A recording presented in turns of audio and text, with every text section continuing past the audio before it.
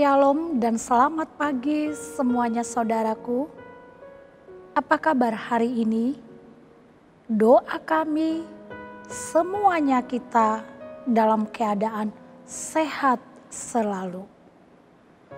Sebelum kita mendengarkan firman Tuhan, marilah kita berdoa. Kasih karunia dan damai sejahtera dari Allah Bapa kita dan dari Tuhan Yesus Kristus menyertai kamu sekalian. Amin. Firman Tuhan yang menjadi renungan untuk kita hari ini tertulis di dalam kitab Yesaya pasal 44 ayat 3. Demikianlah firman Tuhan. Sebab aku akan mencurahkan air ke atas tanah yang haus dan hujan lebat ke atas tempat yang kering. Aku akan mencurahkan rohku ke atas keturunanmu dan berkatku ke atas anak cucumu. Demikianlah firman Tuhan. Saudara-saudari yang terkasih dalam nama Tuhan Yesus Kristus, air adalah salah satu elemen utama di dalam kehidupan ini.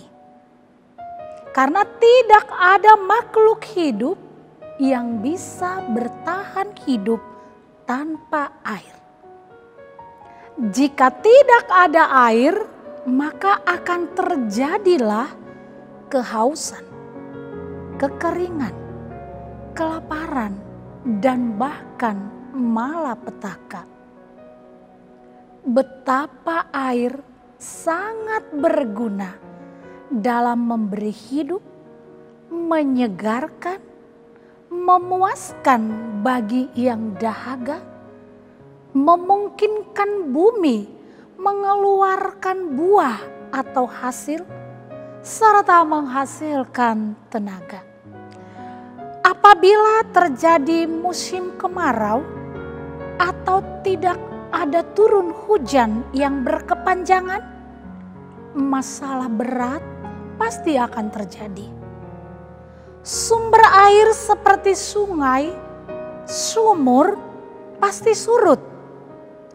Sawah dan ladang akan kering dan akibatnya bisa kita tebak gagal panen yang akan menimbulkan persoalan baru. Musim kemarau yang panjang akan membuat tanah kering dan retak-retak atau pecah karena memerlukan air.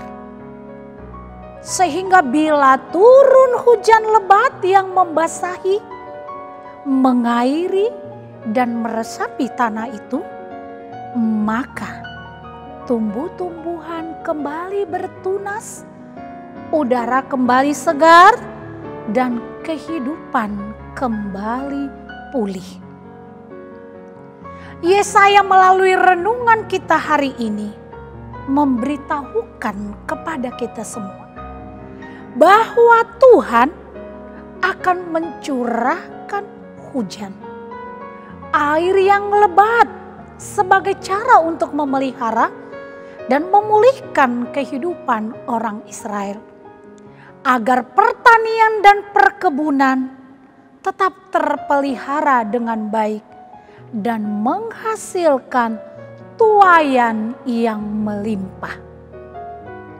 Berkat Tuhan bukan hanya kepada bangsa Israel saja, tetapi pasti juga ikut kepada kita umat Tuhan saat ini, yaitu Ia akan menurunkan hujan atas apa yang kita kerjakan dan usahakan, agar mendatangkan berkat bagi kita, yaitu hasil dan tuaian yang sangat melimpah.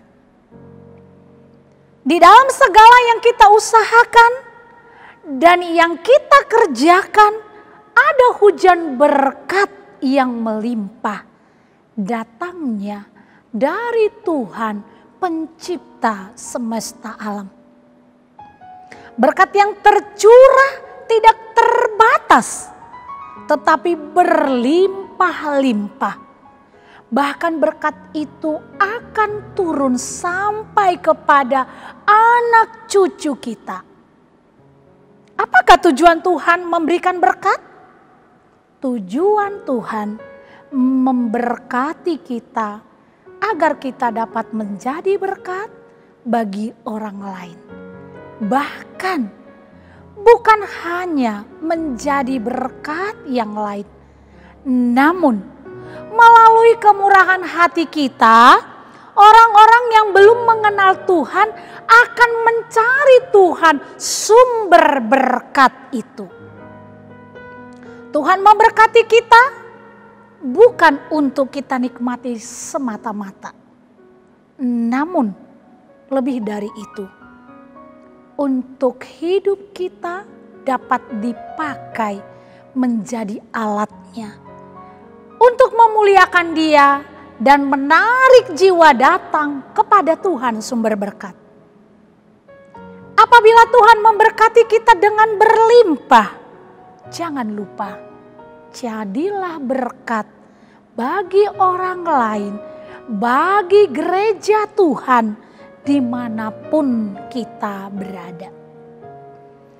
Saudaraku yang terkasih dalam nama Tuhan Yesus Kristus, mungkin ada saatnya kita merasakan dan mengalami kehidupan kita seperti tanah kering atau tanah yang sangat membutuhkan air di musim kemarau yang panjang. Hal itu bisa terjadi karena pergumulan dan persoalan hidup yang begitu beratnya menghimpit hidup kita dan kita tidak melihat adanya jalan keluar. Termasuk dengan adanya pandemi virus corona yang sedang melanda dunia dan kehidupan kita saat ini.